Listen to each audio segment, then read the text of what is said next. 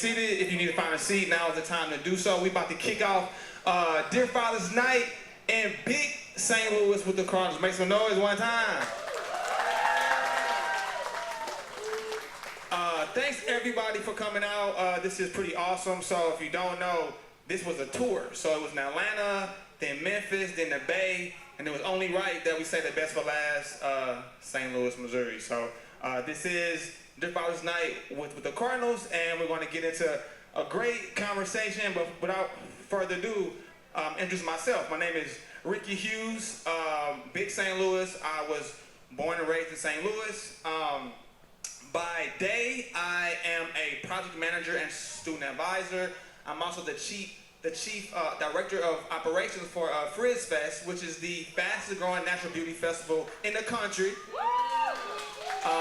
Headed by my wife and my sister, who was right there.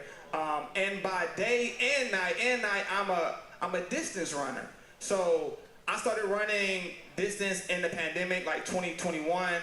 I was depressed, having anxiety. I never ran more than a mile in my life, but some reason I started walking, I started running, and I started a run crew in January. It's the fastest growing run crew in St. Louis. It's the only black and brown led run crew in St. Louis as well. STL run crew, make some noise for STL run crew.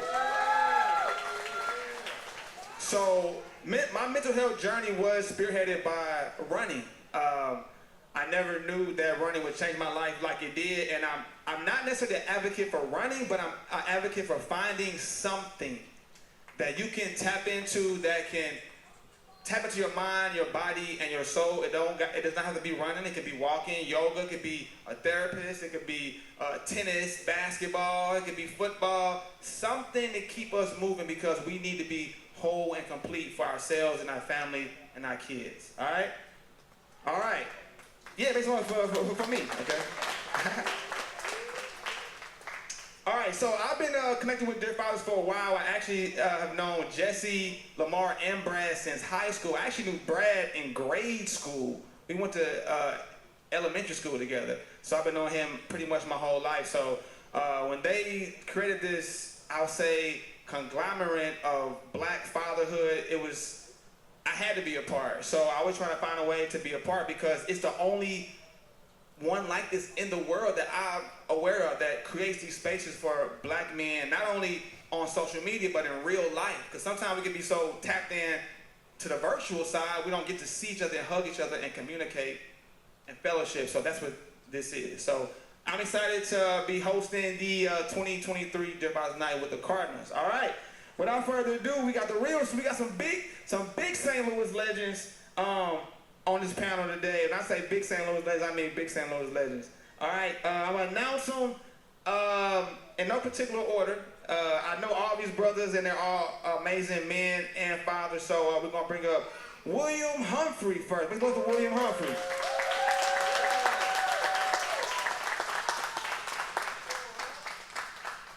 Let's go, Hump.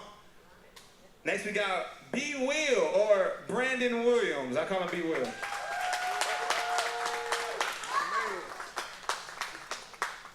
All right, next we got, he wanted me to do a big intro, and I was just gonna say he was a Normandy great. I'm gonna say that. He was a Normandy great, Laurence Maroney. Let's go to Laurence Maroney.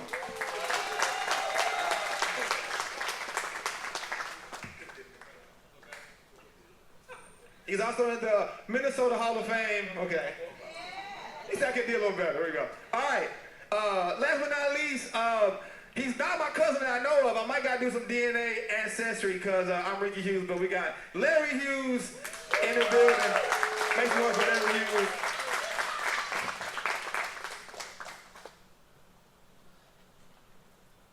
All right, but we got to get some plug out to the sponsors, because without them we cannot do this. So I'm gonna invite Affinia Healthcare, our sponsoring Affinia Healthcare, who offer comprehensive medical, behavioral, and dental care for the entire family, women, children, seniors, men. Call to schedule your appointment today. Okay.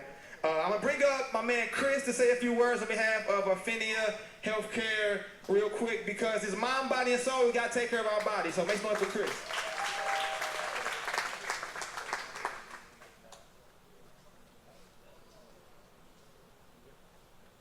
Hello, my name is Chris Farr. I'm a peer counselor and community health worker for Affinia Healthcare. And what Affinia does, we offer healthcare to underinsured, to the people that are uninsured, or the people that need healthcare, they need vaccines, or for dental care. I'm sorry, I'm freezing up. That's all right, man. Hey,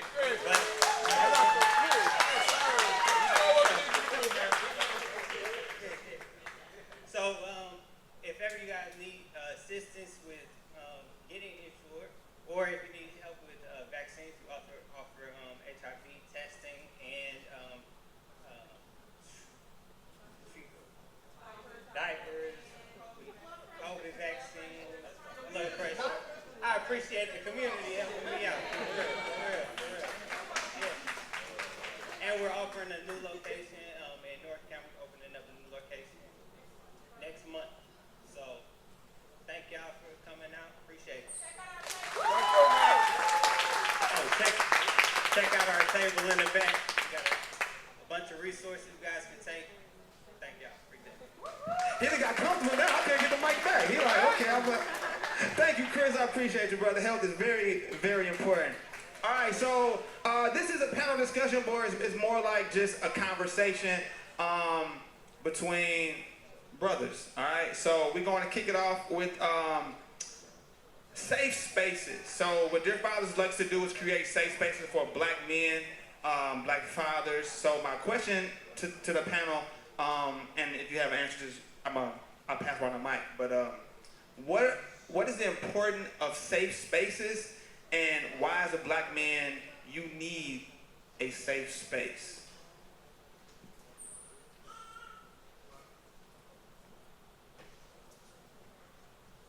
Well, I think a safe place is somewhere to communicate. I think, and that's, you know, for me, I know being able to communicate or talk through different situations or talk through different problems is helpful. I mean, not being able to, you know, hold things in or feel embarrassed about what you got to say or feel intimidated about what you got to say. I think it's just about communicating and getting, you know, different words out that are necessary and, you know, having conversation. Yeah, I think the most important thing for us as men when we talk about safe spaces is that there is no blueprint for what manhood or fatherhood looks like. And so having conversations about what you see, what you're experiencing is important, because 9 times out of 10 we're experiencing the same thing.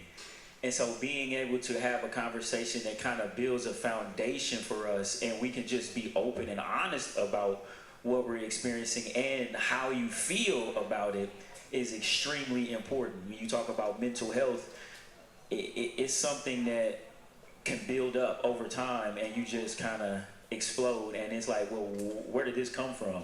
And the whole time you just needed an outlet to either talk about it or get out whatever those urges are and those thoughts are about manhood, fatherhood. And so having a safe space is extremely important, not only to the internal, the individual, but the community. Because if we have healthy men who are secure in their masculinity, secure in their manhood, secure in what it means to father the community, we can actually grow a community, right? So that's kind of what I feel about that. All right, well, I'm gonna give you, so with that being said, because mental health is, for me, I feel like a lot of my generation, a newer phenomenon, mental health and how we cope. So as you do navigate safe spaces, how do you want to create, or how do you want to create those safe spaces for your kids? For me, just letting them know it's okay not to be okay. For me, not growing up without a father, I didn't really know how to even do it. Being a father was the scariest thing for me. So with my kids, I find myself yelling sometimes, and I try to, hey, maybe this is not the right approach. And so for me, I just try to stay on my kids and let them know, like, talk to me, because I've been through my dark times and still be having to find ways to go through my moments. So for me, I just, like I say, I just talk to my kids and just tell them, like, it's okay not to be okay. And if it's a problem, let's figure out a way to talk it out and let's find a resolve for it. This work, check. Yeah, I was gonna say, safe spaces are very, very important. Like Laurence just said, a lot of us didn't have a blueprint to follow when it comes to fatherhood, so we have to check ourselves a lot of times, and the kids help us do that because allowing them to communicate and like, tell me how you feel for real. You don't have to not tell me because I'm your father. Be scared to tell me. You know what I mean? Things like that, because the better we communicate with each other, the better results we're going to get. You know? So yeah, safe spaces are definitely important. Thank you, appreciate it. By raise of hands, how many of you feel like you have a safe space in your house, in your life? Okay, safe spaces out there, okay. Check. All right, cool. All right, so I think something profound about that is like so how I learned to be a good father a lot of times is this, like communicating with other brothers and fathers and men, because like B. Will said, there is no blueprint. I'm gonna do one. It is. All right, cool. Thanks. The community out here.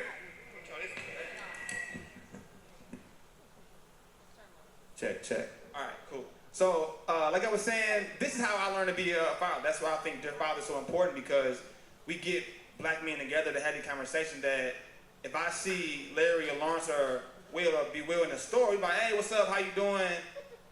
I'm good. But it's quick. There's never like a sit down, intimate, like get to know each other. So that's why these are extremely important. So I appreciate y'all. All right, so we, as we navigate St. Louis, everyone here is from St. Louis, big St. Louis. Shout out to St. Louis one time. St. Louis, I said Normandy. Normandy's in St. Louis, man. All right, so St. Louis is interesting because it's a duality, right? It depends on who you ask about St. Louis. You might say, oh, it's amazing. Or somebody say, oh, St. Louis is dangerous. I would never go to St. Louis. Or the food is fire or the food is trash. Like, it really depends on the perspective of the person that you ask. So with that being the headline, I'm going to start with the positives, okay? What are some of the, and this is time for you to, mention the things you have going on. You all have positive things going on in the city. So what are some positive things in St. Louis that you're involved in or that you see and that has inspired you to be a better father? Well, for me, I'm involved with the youth. So, and I'm also in the health business. I have a number of businesses that I own and operate that are helpful to people. But the basketball academy is where I find a lot of my energy, because it's with the young people. Young people that are looking for direction, maybe it's leadership, looking for a mentor, looking for a father figure. So I play a role in a lot of those young people's lives, even though I don't see them every day. So that's some of the positive things that I take from St. Louis is the young people. Right? I'm from here, born and raised, and I wouldn't have it any other way. The negative things, the positive things they're what made me.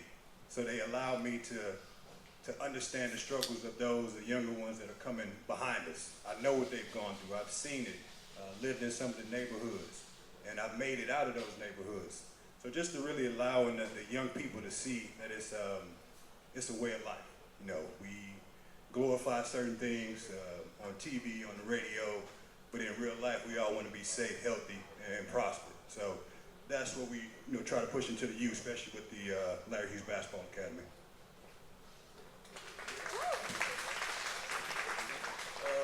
Piggyback off you, I'm definitely with the youth. I started my LM39 Foundation. Started it back in 2006 when I first got drafted. Did a lot of things in the community, free football camps, everything from my foundation I tried to make free because I came up in this community. I came up in Normandy. But for me, I couldn't afford a lot of things. And so I never really wanted to make money off my community, off the kids. I always wanted to give them a great experience that I never got to have. So everything I do with my foundation, I try for the most point to keep it free because I knew I couldn't afford a lot of things, and I want to make sure these kids have all the same opportunities to succeed that I wasn't given. I revamped it in 2023 with my lady. She helped me breathe life back into it. And so we definitely want to get back out in this community, and I want to get my camps back going and just bring the positive energy back to my community, Normandy, because we need it. No, for real, we know we need it, because what's sad when I go to the school and I talk to them, a lot of kids don't believe they can succeed from Normandy, and I'm living proof that we can succeed, and I just want to give them that chance to succeed.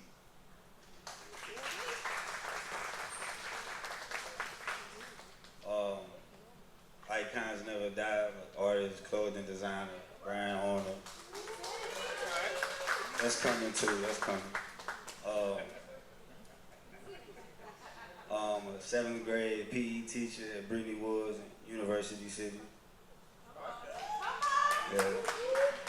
I'm a part of different organizations. I help them, just homies, you know what I mean, friends. You see y'all grow and evolve together, and you look up and you guys running businesses together and piggyback off each other and networking and things like that. One of those businesses, Dream Builders for Equity. They work with the youth heavy. I shout out to them. Shout out to them. From chess to showing them about their finances, to printing up shirts, to owning brands, videos, pictures, everything. They showing them how to do a lot of that. I do that in school as well. I have summer school classes where I teach the kids and show them how to screen print, show them how to dye things, show them how to create the things. I would just say the best thing that I would do was just showing them. You gotta show them. I know that was the best thing for me. I had to see it. Like, in a lot of these kids, one of the kids said something about IRL. I didn't know what IRL meant.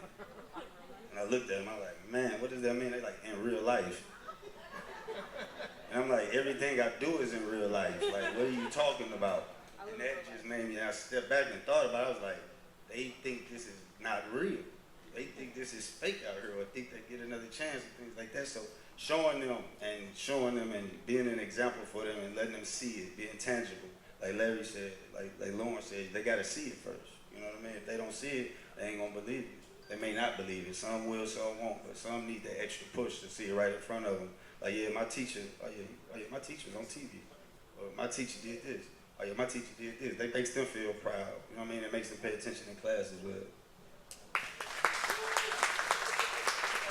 You know, Rick, going back to the question you asked about what's cool and unique about St. Louis, that perspective of, I was here, graduated when I was 18. I left, didn't come back to St. Louis till 26 years old. And so the perspective of St. Louis as somebody who went to college, graduated from high school, went to college in St. Louis, got a job and stayed in St. Louis is vastly different from somebody who went to live in California, Pittsburgh, went to different places across the country, then came back to St. Louis. I seen so much opportunity here because two things that's very unique about St. Louis is, one, the educational structure and systems here. We have some of the best universities, hands down, quite frankly, in the world in St. Louis. And so it's like, how do we create spaces for us, or whoever us really is, to tap into the SLUs, the WashUs, the UMSUs, the Lindenwoods, these types of colleges that have world-class programs from an educational standpoint, right? Because none of us would be sitting on this panel if we didn't have some level of education and understanding that knowing how to read, write, arithmetic is very important.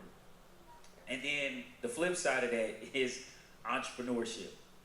In 2010, I did a conference here called Venture Draft. It was a conference where athletes, technology, and venture capital come together. This was when St. Louis's technology or venture space was just getting big. I had 10 venture capitalists from all across the country. I had 22 former and current athletes, and then we had about 100 businesses that came from different places to come to St. Louis University. We had a 2-day conference. I had Damon John come here. This was in 2010. We talking about almost 14 years ago. This was before it was cool for athletes to even be in tech. And so I think about that, and I think about like where we sit in St. Louis, and that happened in St. Louis. It didn't happen in Silicon Valley. It didn't happen in New York, Miami, Chicago. It happened right here in St. Louis, and it just brings back this remembrance for me that we can do anything from right here in St. Louis. Literally anything. But education and entrepreneurship have to be tied to it in some way, because once again, everybody up here has some level of education that they value, that has brought value, and all of it, I'm looking at 4 entrepreneurs right now. Like, everything I do is entrepreneurial, and it feeds you, it grows you, and it feeds the community. And if we can just really focus on teaching youth, adults who feel like they can't do certain things, that education and entrepreneurship, you figure out how to tie those two together, sky's really the limit. Like, it's no stopping what we can do. Make some noise for that. So we talked about the duality of St. Louis. There also is another duality that we experience, being a black man and a black father. So if you could just give a quick, so we've all had kids, I'm sure the ages, but we all been fathers for multiple years. I won't give nobody ages up here. But because we do learn a lot from bumping our head and what not to do, if you could give your younger father self some advice, what would it be? If you can give young Larry, little Laurence from Normandy, little William Humphrey from U City, I know you're from, and be Will from everywhere. He was St. Louis, okay. All right. I'm from Jennings. Make some noise for Jennings one time. So we throwing out Jennings up there. Okay. So I digress, but what is something advice you would give to the young father that could also be advice to the young father that may be out in the audience today that just needs some encouragement? Do this real quick. I would say this. Really solidify the relationship with the mother. He dropped the mic on that one. And I have a 25-year-old, so yeah. So we've been doing this for a while, and really just like you said, there's no blueprint. So just kind of figuring out as you go. Learn from my kids. I learn from what they like, what they don't like. So it's an evolution. So it's not really any one thing that I would tell my younger self, because I'm really growing with my kids. Like what I was doing, peeking in their rooms, 10 years ago, like, hey, what you doing? What's going on? I can't really do that anymore. But I do want to make sure that I provide for them, I protect them, and then I advise them. So that's what I would want to make sure that I'm consistent with, is protection, and advising them and providing for them. What would I tell little Laurence from Normandy? Don't be afraid. Like you say, you're going to bump your head, you're going to have trial and errors. And like you say, I learn with my kids every day, man. And so with my kids, I just try to be there for them, let them know I'm always be there for them, and just instill the principles. You got to be a stand-up person. Your character got to be on point. So just let them know the basics, man, and just help them get through life.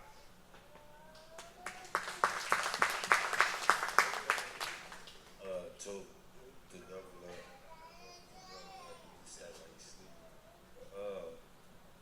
What I would say to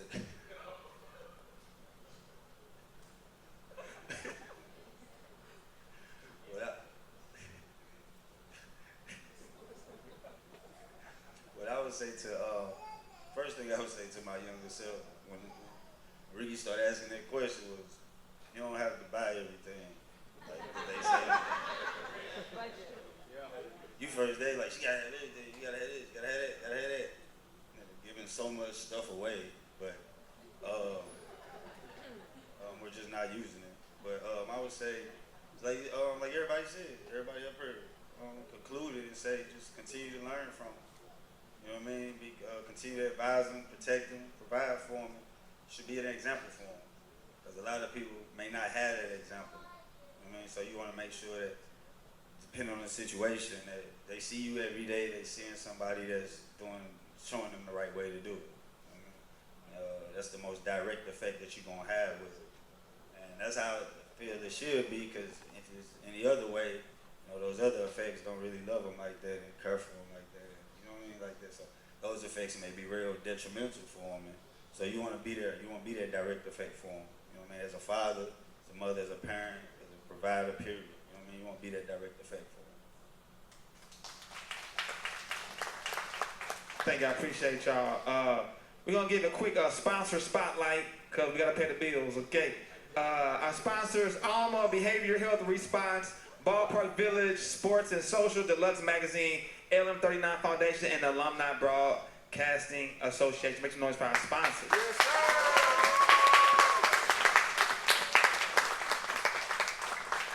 All right, so this last part is a kind of dive into the personal selves of these young men up here. And the first one is to Larry Hughes. Crazy, like, you know, I've looked up to all these men in some way, shape, form, or fashion. And with Larry, me having the last name, I low-key used to lie and tell people he was my cousin. Larry Hughes, and you couldn't argue because my name's Ricky Hughes, so I'm just saying. So Larry Hughes has the Larry Hughes Basketball Academy, went to SLU, I went to SLU, I'm just saying. His son, Larry Hughes Jr., is also playing basketball, also goes to SLU. So being in the NBA, I'm sure you learned a lot. What experiences and life lessons have you learned that you learned in the NBA that you were able to pass down to your son? And what legacy do you want to leave through your son, through your experiences? Well, I think what I've learned over the years, especially with the NBA, is attention to detail. So I really, you know, focus in and talk to him about, you know, really paying attention to the detail, the small things. The basketball part is God-given. The talent is God-given, so now you got to nurture it, spend time with it, and, you know, really understand where you want to take the game. It's been tough for him. I would say it's a gift and a curse having that namesake. But I always tell him now, you know, now as he's gotten older, he has to use it to his advantage. And I think that that's something he has started to learn and something that he has started to understand, that, you know, you can be compared to me, but in essence, you're your own person. And that's what I try to communicate to him, is that he's his own person. Whatever his dreams are, whatever his thoughts are, I want to make sure that I promote that and push that. He doesn't have to be me, even though he gets compared to me all the time, obviously going to the same high school, going to the same university, and obviously now having the same goals as playing in the NBA. But I encourage him to speak those goals out. I encourage him to not be shy about what he's, you know, training for and searching for. He wants to play in the NBA, speak that out loud. Because I've run against a bunch of guys, you know, there are a lot of guys that were very, very talented that didn't make it to the NBA. Very, very talented that didn't make it to the NBA. So it is about timing, being prepared, again, you know, paying attention to those details, because there's no giving. Even though you have a name, even though you have a game, there's a lot of people out there that are searching for the same goals that you're searching for, with some of the same resources, but maybe not. So I just encourage him to be him, and I'm going to push whatever his goal is as much as he wants for himself. You know, I want even more, but I don't want him to be me. I don't want him to, you know, act and be and do the exact same things that I did. I want him to just learn from those experiences and try to do better, right? If I did something and we communicated and it worked, do that better. If I did something wrong and we understand that it was wrong, don't do that. But at the end of the day, you have to make the decision on what makes sense for him, and I push as far as he wants to go. You know, I'm gonna keep pushing with him. Thank you. All right, next we got Normandy Great. All right, he's in the Minnesota Hall of Fame. All right. He started LM39 Foundation. So similar question to you, Laurence. You know, having all the accolades of being an outstanding athlete, playing in the NFL. What lessons did you learn in the NFL and just kind of navigating life that you're able to pass down to your kids? Well, for me, the number one thing is never to get content. I think sometimes we work so hard to get to the highest level, and we make it there, and we feel like we're made it. And we might get lazy, might stop doing the things that we did to get there.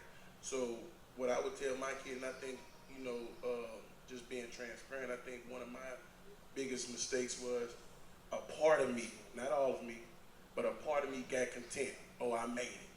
I made it to the big show, and I wasn't working as hard as I needed to be working to stay in the league. Another thing was, for me, the hard part was understanding it's a business. For us as athletes, I wanted to always look at it as a sport, some fun. I didn't want to look at it as a job. And I couldn't. I think that was the hardest thing for me, is trying to navigate the two, of this being a business and this still being fun, because I didn't want to take the fun away from the game. And so, like you said, I gave my son my name. And it was I did. It was a toss-up, because it's like, it was. I didn't really want to give it to him, because I didn't really want him to have to live in my shadow. But at the same time, like you said, I gave it to him for him to use it to his advantage. If it's gonna get you in the doorway, let's rock out. But I don't want to push my kids to do no sports, honestly, because that was my dream. And I don't want to push my dream on my kids. But the moment they say they want to do this, we going pedals to the metal, for sure. So, no, for real, you got to go all the way. There's only one way to go. Big or don't go at all. Like I say, just really learning how to be a professional, man. And I think without having that father figure in my life, I didn't know how to be a professional. I wanted to be a kid. I wanted to stay young. And I didn't quite grasp being a professional. And I think that was really the hardest thing for me, being a professional. Not, like you say, attention to details, just relying on talent alone. And I think, it's more to just being successful than talent, because, as you said, we all know a lot of talented people that just didn't quite make it. And so it got to be more than talent, and that's what I want to teach my kids. Like, talent is not enough. We have to work hard with it. We have to bring everything else with it to be successful and to succeed.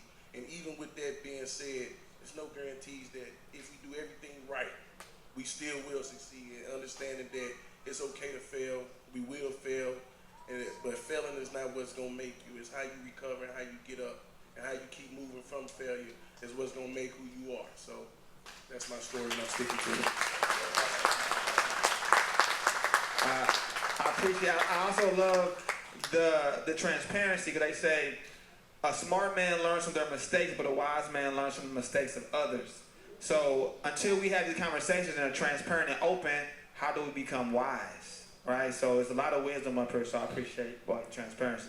All right, next we have U City legend, Hump.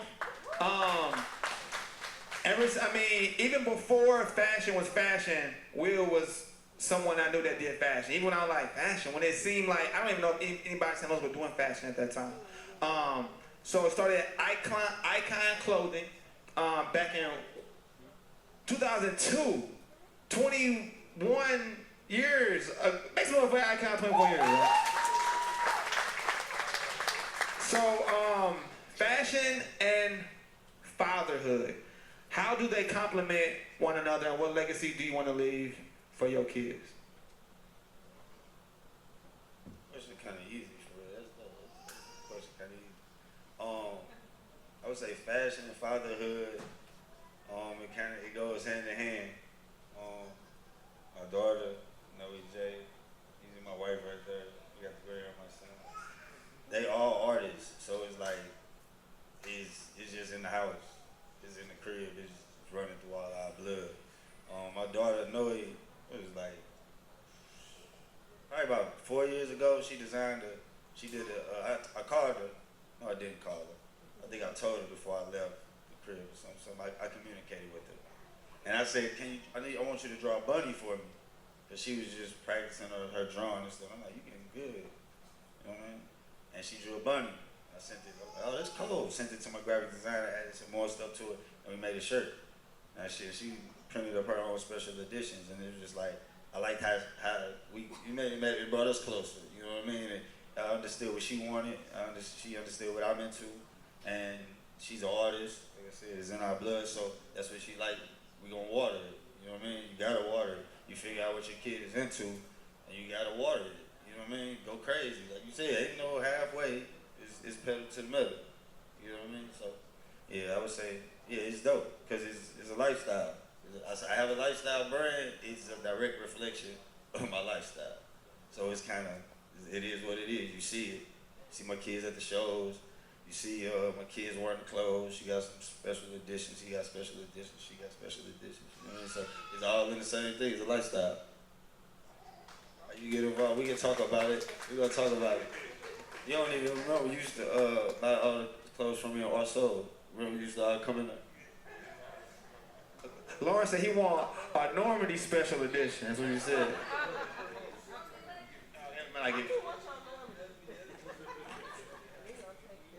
Okay, we're going to make it happen. We're going to clear the business up here. Okay, thank you. All right, last but not least, we got B. Will. Fun fact, Laurence and Will went to high school together at Normandy for 2 years. 18 months. So I like to think, what would Normandy program have been, or if they would have played high school football together? We can only wonder. All right. So B. Will, also an STL legend, big STL legend up here, played in the NFL as well. Is the VP of Team Business for the XFL, St. Louis Battlehawks. How you going for the Battlehawks? That's my dog. That's just such an interesting journey, you know, from standout athlete, NFL, now VP of Business for the XFL. So your journey is definitely, I feel like you created your own path. So when creating your own path, what have you learned? What gems can you get about creating your own path, and what do you want your kids to learn from how you create your own path? Yeah, that's, man, so I wrote a book in 2015 that put a lot of that in there. But for me, first and foremost, shout out to my wife, B. Marcel Williams, right here in the front row.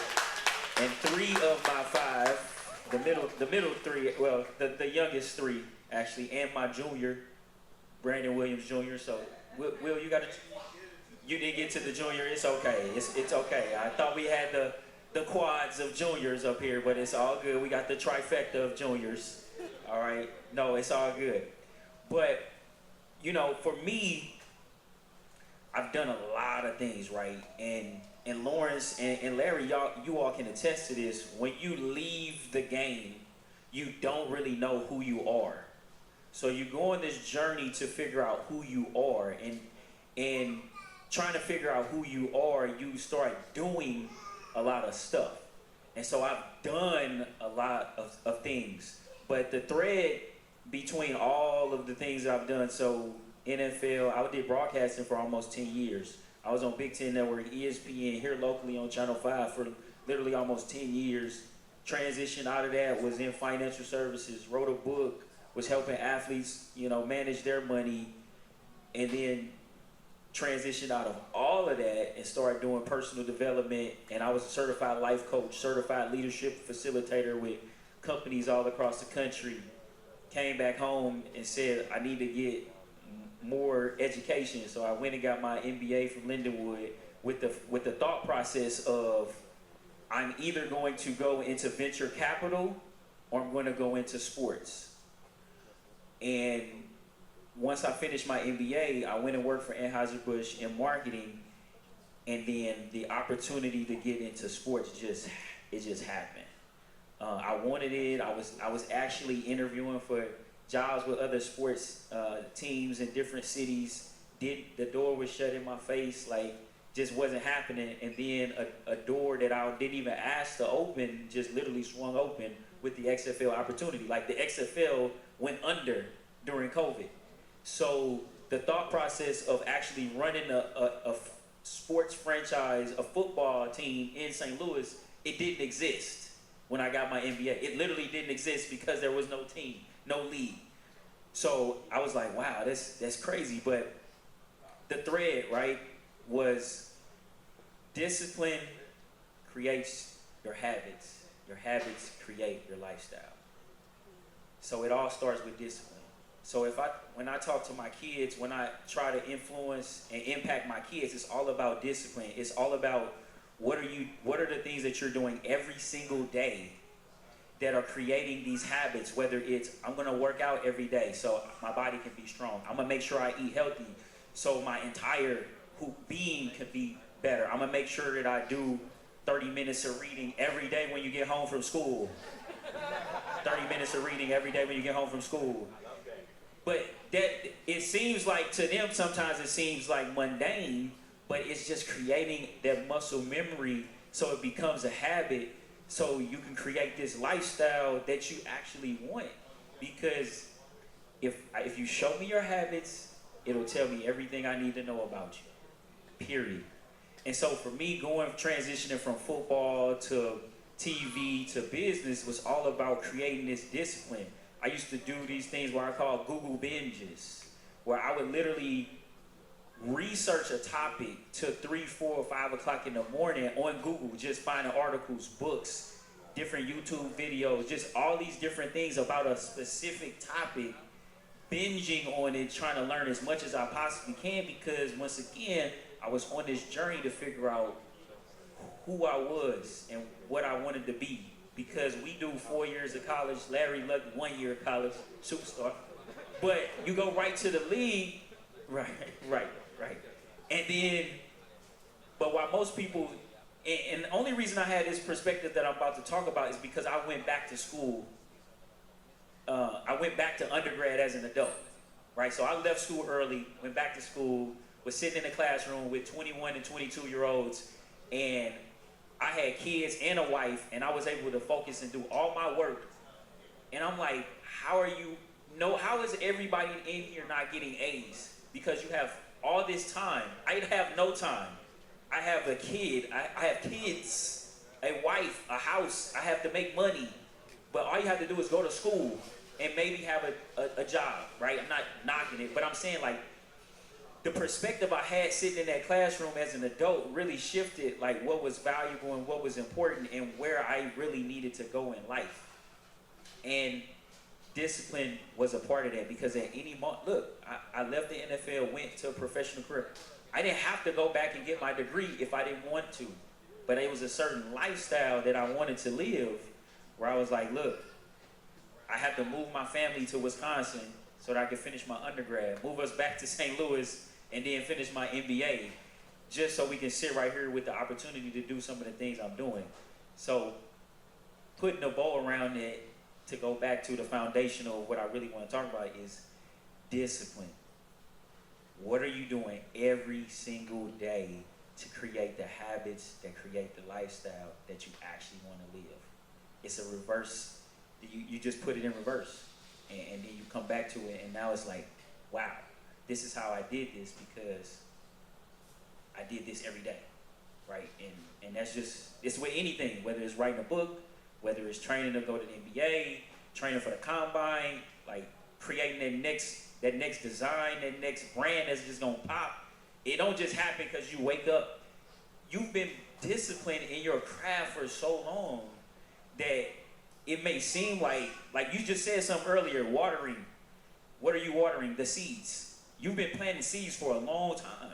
That's discipline, right? And so watering those seeds is the habit. It's this habit now. And now the lifestyle is, like you said, creativity and art and fashion is in your lifestyle. It's in your house because of what you've been doing. And so I applaud that. It's dope to me, just hearing it. Thank you, Will. Thank you. Hey, this is all scripted. Jesse, do we have time for a question in the audience? Yeah, we're gonna do that. I'm running things today, all right? Does anyone have a question you want to ask any of the panelists by chance? If you don't, it's okay. Any questions? We got a question. Mocha latte, make up a mocha latte. Testing. Shouts out to all of you all. All of you all are amazing. I done worked with all y'all. So my question is, who are you mentoring? Are you all mentoring anybody? Like, why am I getting up? What am I doing? This is not even mine. Why am I up? Yes, I'm sorry. Yeah, see, this is natural. This is a habit. Like he said, it's a habit. This is what you you do. This is what I do. I get up and do this. Okay, no, seriously. Can all of y'all talk about who you're mentoring, or will you mentor somebody? No, absolutely. So, first and foremost, thank you, Mocha. So St. Louis. No, first and foremost, I'm mentoring my children. That's number one. They see me every day. They see who I am, how I show up, what I do. So that just naturally, that mentorship is there for them. But it's a young kid named Jalen Swan, who went to Soldan. He graduated, 2016, Jalen graduated. But I've been mentoring him and talking to him consistently, and he just finished his second season in the indoor football league. He called me asking about doing an internship with the Battlehawks. But it's one thing I'll say about mentorship. It's a two-way street. I'm super busy, period. So if you're a young person that wants to be mentored, you have to go aggressively at the mentor and ask for the information, extract it, pull it out. Be like, yo, I'm called. But Jalen, he had calls me, texts me, shows up to church when he's in town randomly. It's nonstop for him because he wants to be mentored. You know, and I think that's important when we talk with this mentor conversation, because a lot of youth will be sitting here saying, oh, it's a narrative, I don't have anybody to look up to. Yes, you do. There's men, women, successful people in the community, but do you want it? So that's what I'm saying. Actually, I just got the wrap up, but if y'all can really quickly mention somebody. Yeah, just the many kids in the academy. I just newly picked up a mentee, my cousin, Larry Hughes. And what we've been doing is we've been sharing books. He's into the entrepreneurial space. He's thinking about, he just had a daughter, so now he's thinking bigger picture. So now we're talking about how to help him move forward and how to get out of the thoughts and things that he's been accustomed to before he had a child. So he is a family member, but I'm taking great pride in mentoring him and getting him to the other side. I haven't mentored nobody. I'm not throwing that off the table. I definitely would. You know, nobody never asks. But if they ask, I don't have a problem, man. At the end of the day, that's what it's for, man. Like, I've been through so much, is to give the knowledge to the youth and the people that's coming up after me, man, to help them succeed. So if it ever happens, you know, I accept it.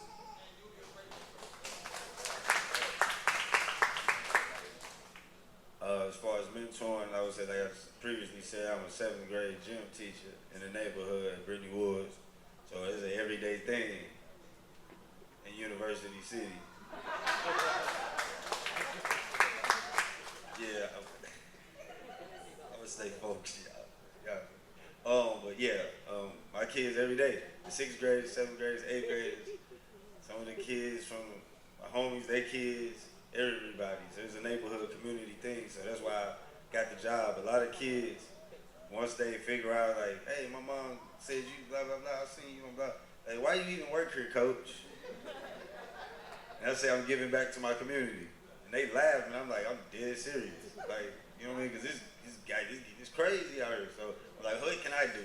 You know what I mean? What can I do to make an impact on my community that's bigger than, you know what I mean, something that I've done already? You know what I mean? So yeah, I would say my students. Yeah. Thank you. Me, obviously asked me too, but I have 3 kids too. And the inside joke earlier was, B. Will said he got the most kids. That was a joke. I got a 17-year-old, a 7-year-old, and a 5-year-old. So B. Will said, like, you gotta start in your house too. And my wife always, shout out to my wife too, I'll say that too. Because I be wanting to mentor students and kids, but I got kids in my own house. So what do I look like grooming? I mean, it is hard because, like you said, we don't have that much time. So start in your house, but there is a avenue and a pathway to reach one, teach one. So give a round of applause for these panelists right here one more time. This was amazing. Dear Fathers is amazing. The mental health space that Dear Fathers has helped create and curate is a pioneer in the space. Every last Thursday of the month, they have Straight Mental, which is a virtual space where a licensed clinical professional talks to the men, asks questions every last Thursday. It was one of my first introductions to mental health like 3 years ago. So make sure you tap in with Dear Fathers. If you're not familiar, Dear Fathers is pioneering something that's so special. Like I said, this started in Atlanta, then Memphis, then the Bay, and the grand finale is in Big St. Louis. So make some noise for St. Louis one time. I think I can say another shout out to Affinia Healthcare one more time. All right. Shout out to Lamar, Brad, and I'm going to invite Jesse to come up, the co-founder of Dear Fathers.